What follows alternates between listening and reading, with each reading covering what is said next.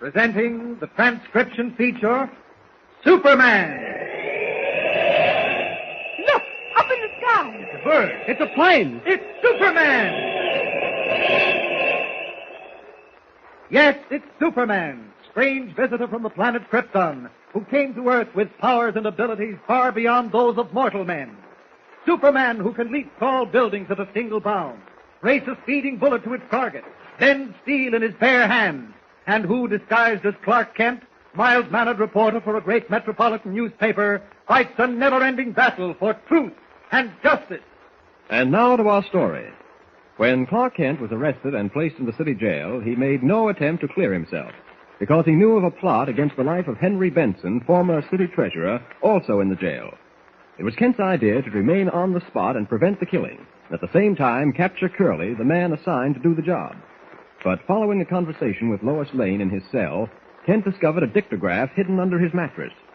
Realizing that District Attorney Warren was now aware of everything he knew concerning Benson, Kent broke out of jail as Superman. Meanwhile, Duke Renard, leader of the gang responsible for getting rid of Benson, has received new orders from someone he calls the Big Guy. In a room above the Swan Club, Duke gives Curly the orders. But unknown to either of them, Dr. Roebling is listening with his voice machine and immediately reports to Kent back in Editor White's office at the Daily Planet. White lifts the phone to call the district attorney, but Kent stops him, saying he wants to tackle it alone. For a moment, White looks at him, and then... Are you crazy, Kent? No, but I think I can tackle this on my own. Well, who do you think you are? Superman? Well, not exactly. Oh, not exactly. Now, don't be a stupid fool. I wouldn't mess with Duke Renard's gang of hoodlums unless I had half the police force behind me. They don't frighten me, Mr. White. I've dealt with their kind before. I know, but one bullet and the deal's over. You don't get any second chance. What was the exact conversation Dr. Roebling picked up on his voice machine? Well, he didn't give it to me word for word, but the gist of it was that Benson was being transferred from the city jail to state prison at 9 o'clock tonight. Yeah? 2 of Renard's men, Curly and Spud, were assigned to see that he never reaches state prison alive. Uh-huh. They're going to stop the car Benson rides in on the Conway Turnpike just before it reaches the Red River Bridge. Yeah, and you want to tackle them alone. Ah, you're out of your mind, Kent. What? I'm calling the DA's office. No, wait a minute. Nothing doing. If you call the DA, Mr. White, Benson's goose is cooked. What do you mean? Just this. Benson is a marked man because someone is afraid he's going to talk. That someone is the big guy, the higher-up who gives Duke Renard orders. Doesn't take a genius to figure that out. Well, all right. Now, the original plan, according to what Dr. Roebling and I heard over the voice machine, was to send Curly right into the city jail to do the job on Benson. However, suddenly someone decides to switch Benson to the state prison. Why? Well, you tell me. I will tell you. It was Warren, the district attorney, who ordered Benson transferred after he heard me tell Lois Benson was on the spot, after he listened in to our conversation over the dictograph. Well, so what? Do you blame him for getting Benson out of the city jail and sending him someplace where he'd be safe? Well... After all, if anyone knows who robbed the city of that $1 million, Benson does. And dead men can't talk. Exactly. Now, the question is, how did Duke Renard learn Benson is being transferred to the state prison at 9 o'clock tonight? Who tipped him off? I never thought of that. Did the big guy tell him? If he did, who is the big guy? Kent, you don't think Warren... Well, it's happened before, hasn't it? 99% of city, state, and government officials are honest as the day is long. But every once in a while, a crooked one crops up. Ah, that's ridiculous, Kent. Warren can't have any connection with Renard. He was the one who got the indictment against Henry Benson. Well... He was the one who nabbed Renard in that building scandal and hooked him with a fat $85,000 fine. Yeah, I know, but I still don't think it's safe to tell him too much. Not until we're sure. Sure of what? Well, sure of where we stand. If I can lay my hands on either Curly or Spud, or both of them, we might get some valuable information. As it is, we know that Renard uses some sort of identifying code when he talks to the big guy. You never told me about any code. Well, I just heard it once.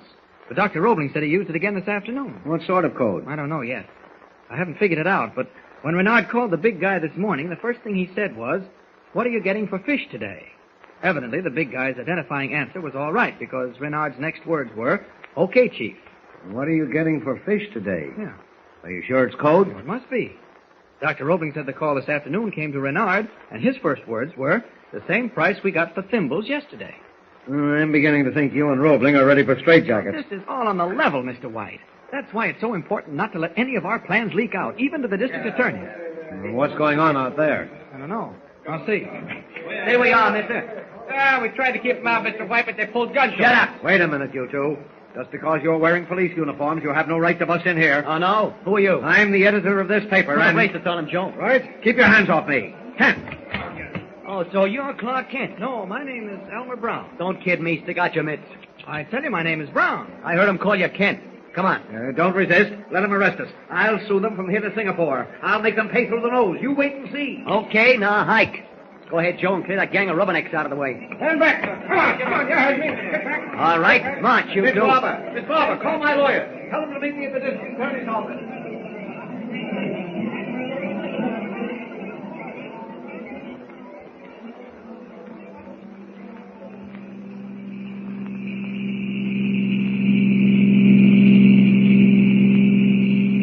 I don't blame you. You're just a couple of cops who have to take orders. Yeah, that's a hot one, ain't it, Joe? I'll make it hot for your boss. You can bet on that. Listen to him. You're wasting breath, Mr. White. They're not city policemen. What? No, and they're not taking us to the district attorney's office either. We're going in the opposite direction. You ain't so dumb, Kent. But why? What's the idea? Calm What down, right have you... Grandpa. Who are these men, Kent? Probably two of Duke Renard's boys. You know too much for your own good, Kent. Give it the gun, Joe. Okay. And remember, Grandpa, and you too, wise guy, I'm watching every move you make.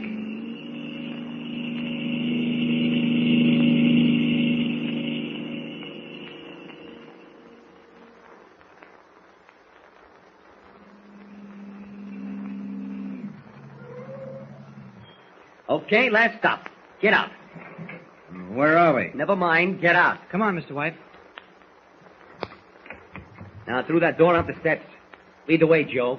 You follow him, Grandpa. If I didn't have these handcuffs on, I'd show you who's our grandpa. Yeah, I bet you're handy with your dukes. But right now, get going. You'd better, Mr. White. Open the door, Joe. Come on, stop stalling, move. Okay, inside. Here they are, Duke. Both of them. Nice work, Curly. Come in, gentlemen. Oh, so you're Curly. Yeah, I'm Curly. Any objection? That'll be enough. Get those uniforms off and wait outside, you and Spud. Okay.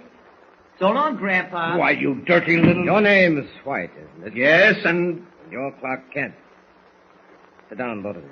I prefer standing. I said sit down. I guess you know who I am. I'm warning you, Renard. You're carrying things too far. I'm not a cheap politician who can be reached with a few dollars. I know your kind. Shut up. You can't tell me to shut up. Shut up or I'll jam your tongue down your throat. Around here, I give the orders. Understand? Don't argue with him, Mr. White. No, it ain't smart. All right, but there'll be a reckoning. And when there is, you'll pay and pay heavily. Don't make me laugh. What do you want with us, Renard? Nothing much. I just like your company. You might as well come out with it. I said I just like your company. You're going to sit with me until maybe 10:30 tonight. Oh, I see. What do you see? Uh-huh. We're going to sit with you until 10 or 10:30. You figure it'll take about an hour or an hour and a half. What'll take an hour and a half?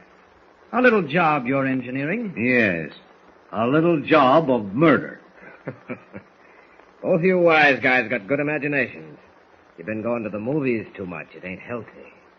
What you're doing isn't healthy either. Never mind about me. I can take care of myself. Now just relax. You just wait until I get out of here. Just wait. I'll run you and your hoodlums out of town if it's the last thing I do. Relax, brother, relax. You got a long wait. Have I? You might be mistaken. I don't think so. Not this time. Today is Friday. And if you're not behind bars by Sunday, I'll eat my hat. Well, you better start chewing, pal. What time is it, Renard? 5 o'clock. You got a good long stretch ahead of you. Now, this wouldn't have happened if your nose wasn't so long. Oh, you're right. And it wouldn't have happened if you weren't doing somebody else's dirty work. That's my business, mister. Yes, and it's bad business, Renard. You're just a sucker. Watch what you're saying. You know it as well as I do. You're a sucker for the big guy. Shut up. You'll take the rap if anything happens. The big guy won't. I said shut up. You'll go to the chair for murder. All right, you asked for it. Oh. Now, will you keep that big mouth shut, or do I have to smack you around a little? Too bad we're not in this room alone, Renard. Just you and I. You wouldn't be so free with your hands. You talk big, blabbermouth. At least he's not a yellow dog. He doesn't hit a man whose wrists are handcuffed. That's enough out of you. You're lower than a snake's belt. I said that's enough out of you. You see this little gadget? It's a blackjack. One tap behind the ear and you're out for a long time. Don't say anything, Mr. White. I'm not going to sit here and take his foul abuse. I don't think we'll be sitting here very long. Oh, no? No. I just happened to think of something. Do you mind if I send a friend of mine a message, Renard? Are you nuts? No, just hopeful. You can listen to the message. Dr. Roebling. Huh? Dr. Roebling, this is Clark Kent. A man named Duke Renard is holding Mr. White and myself prisoners. What's this? On the second floor of a frame house located at 10th Street and Marlowe Avenue. This guy's crazy. Dr. Roebling, a man named Duke Renard is holding... Gambling Mr. on the White- chance that Dr. Roebling is listening in on his voice machine, Kent, to the amusement of Duke Renard, sends the inventor an urgent message. The odds are against Roebling picking up the message, but unless he does, Kent will have to devise another method of escape without revealing himself as Superman. Either way, there's bound to be excitement, so listen in. Don't forget, tune in again for the next thrilling episode with Superman. Look, up in the sky. The bird. It's a plane. It's Superman. Superman is a copyrighted feature appearing in Action Comics magazine.